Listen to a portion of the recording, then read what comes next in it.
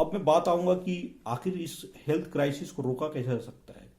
यानी 4 लाख सुसाइड सिर्फ basic treatment ना मिलने की वजह से, 2.4 मिलियंस डेथ सिर्फ और सिर्फ बेसिक ट्रीटमेंट ना मिलने की वजह से।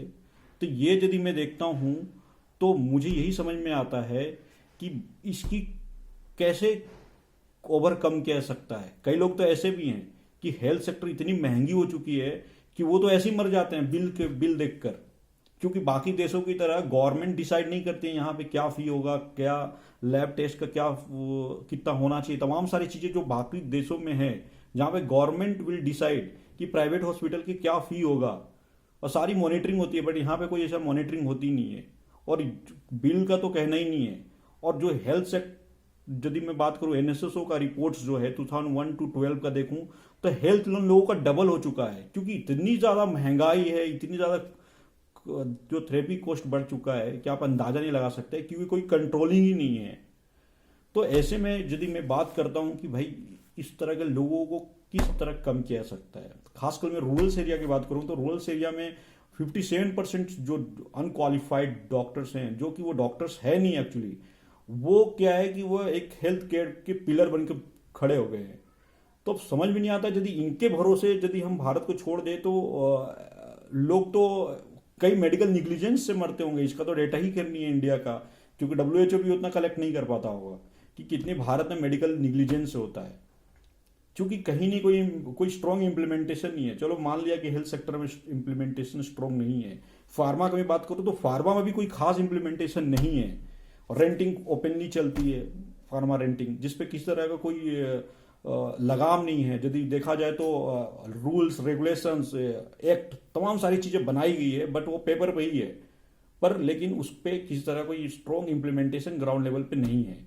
और जब मैं बात भी करने की कोशिश करता हूं तो लोगों का, कुछ जो पार्टिकुलर लोग हैं वो उनका कंसर्न सही होता है कि हमारी सैलरीज नहीं होती, हमारी जॉब्स डिफाइन नहीं होती, जिसकी वजह से हमें ये एक्टिविटीज करना पड़ता है। तो मैं उनको यही बताना चाहूंगा कि यदि आप ये करते तो हैं, कहीं तो पेशेंट सेफ्टी को लेके हम नहीं सोचते, ना तो गवर्नमेंट सोचती है ना तो रेगुलेटर सोचती है। क्योंकि मेडिकेशन शेयर का सिर्फ बात में करूं तो बाकी देशों में I think more than lakhs जो हैं कि जिनको मेडिकेशन एरर से तमाम सारी समस्या को देखने पड़ता है उनको, चाहे हॉस्पिटलाइजेशन हो, लाइफ थ्रेटनिंग इश्यूज हो, डेथ हो, तमाम सारी चीजें, नंबर्स नहीं है। अब इंडिया में यदि मैं बात करूं मेडिकेशन एरर की डेथ का, तो आप अंदाजा नहीं लगा सकते कि मेडिकेशन एरर से कितनी डेथ हुई होगी। क्योंकि जो इंडिया में झोला छाप फार्मासिस्ट भी एक अलग है। झोला छाप फार्म डब्ल्यूएचओ ने तो बता दिया आपको 57% डॉक्टर्स जो हैं वो फेक हैं, यानी ये झोला छाप है। पर फार्मासिस्ट में यदि देखा जाए कम्युनिटी में, जो केमिस्ट लेवल पे जो फार्मासिस्ट हैं उसमें भी बहुत सारे झोला छाप हैं जो कि इलीगल तरीके से रेंट लेकर वो केमिस्ट चलाते हैं। तो यदि उसमें भी बात करूं तो उसकी अलग है कंडीशन देखा जाए, तो उससे वजह से कितनी डेथ होती होगी शायद हमारे पास डेटा ही नहीं है। हम यदि डेटा खोजने भी कोशिश करें तो शायद हमें नहीं मिलेगा।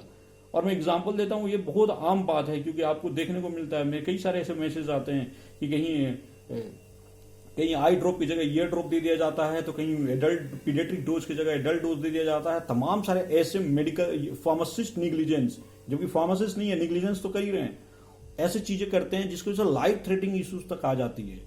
तो खैर यदि ओवरऑल मिलाएं तो आप अंदाजा नहीं लगा सकते हैं कि पेशेंट के साथ कितना खिलवाड़ हो रहा होगा। ड्रग रेजिस्टेंस की बात करूं तो वो अलग ही विषय है। तो तमाम सारी चीजों पे आप देख के समझ सकते हैं कि क्या इश्यूज है, कितनी समस्या है।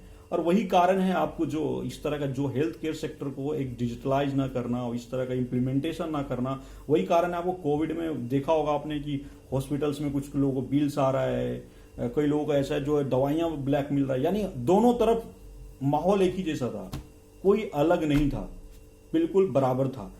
तो खैर मैं अब आता हूं पॉइंट्स पे कि आखिर इस चीज को ओवरकम कैसे किया सकता है। फॉर्म डीज, बी फॉर्म, एम फॉर्म को तमाम से बात करता हूँ, वो मैं उनकी बात कर रहा हूँ जो क्वालिफाइड हैं, जो वाकई में हैं।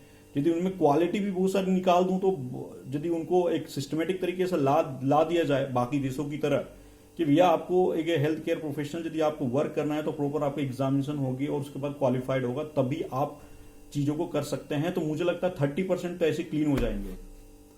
तो मैं उनकी बात कर रहा हूं जो एक्चुअल में हैं, और वो डिसाइड गवर्नमेंट को करना है कि एक्चुअल में है कौन।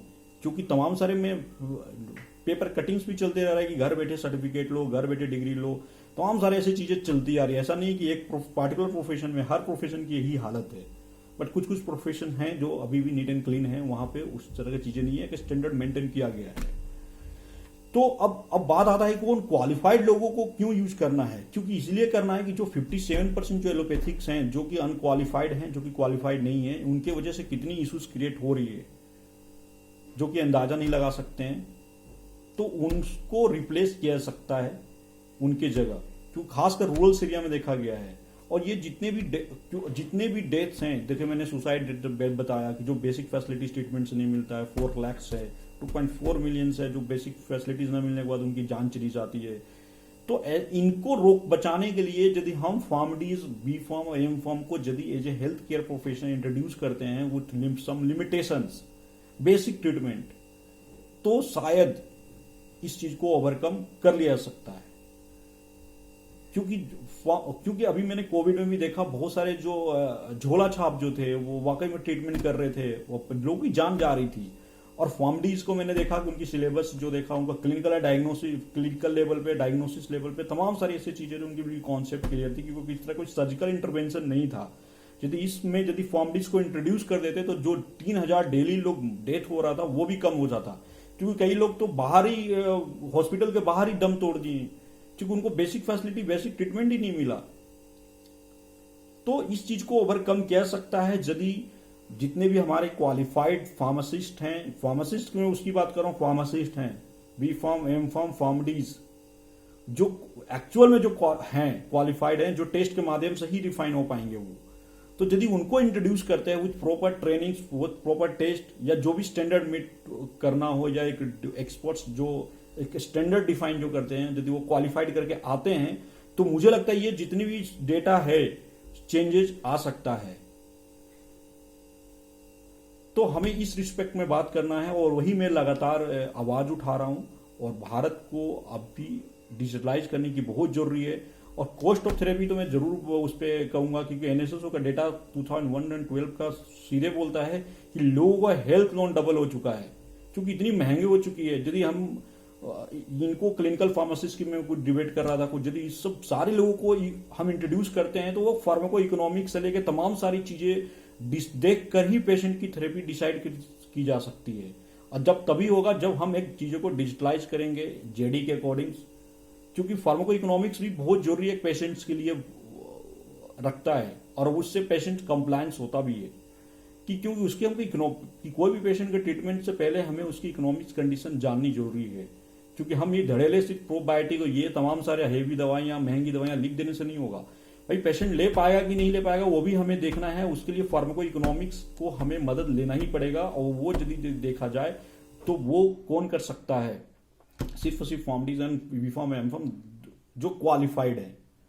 तो इस पर हमें बात करने की जरूरत है। हमारे जो काउंसिल्स हैं उनको भी ये लगातार मैं रिक्वेस्ट भी कर रहा हूं, जो कि इस सब चीजों को, सेंसिटिव चीजों को शेयर करें। अभी मैंने कुछ दिन पहले देखा दिल्ली में कि तीसरी लहर जो कोरोना आया नहीं है उसकी तैयारी में लोग लग गए हैं, और बाकायदा वो कॉन्फ्रेंस कर रहे हैं और बता रहे हैं कि हमने 12th पास लोगों को 5000 को बुलाया है और उनको ट्रेनिंग देके हम थर्ड वेव से लड़ेंगे।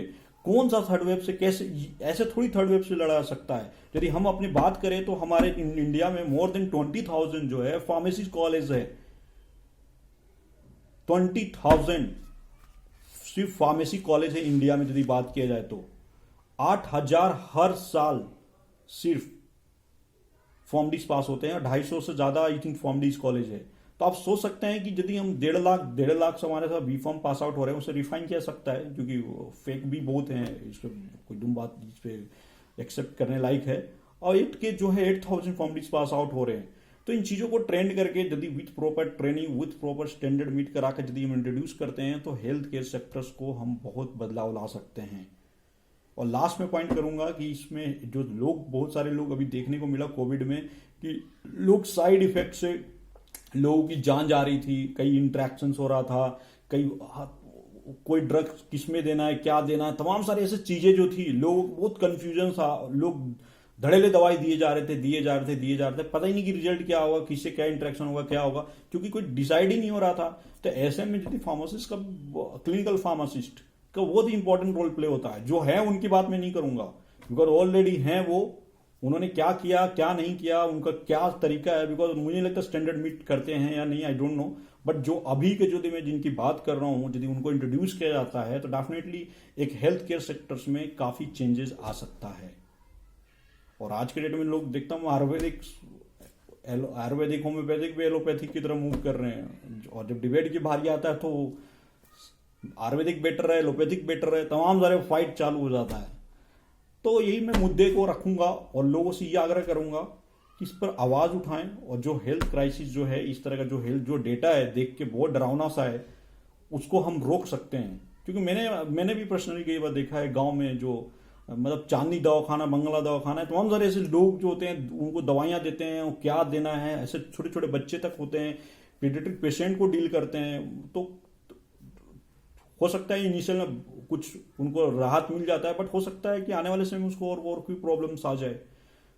तो तमाम सारे ऐसे चीज़ों को देखते हुए ये मैंने रखा है, और इसी वजह है कि मैं लगातार प्रोग्राम के जरिए मैं लोगों को बताने की कोशिश कर रहा हूँ कि क्यों ज़रूरत है। Thank you so much. तो please join the voice of pharmacy with Rohit Gupta, और इस तरह लगातार प्रोग्राम हमारे पेज पे हर वीकेंड स्टार्ट किया गया है। तो आप भी जुड़ना चाहते हैं तो हम जुड़े। फार्मासिस्ट की आवाज़, आपकी आवाज़। Thank you so much.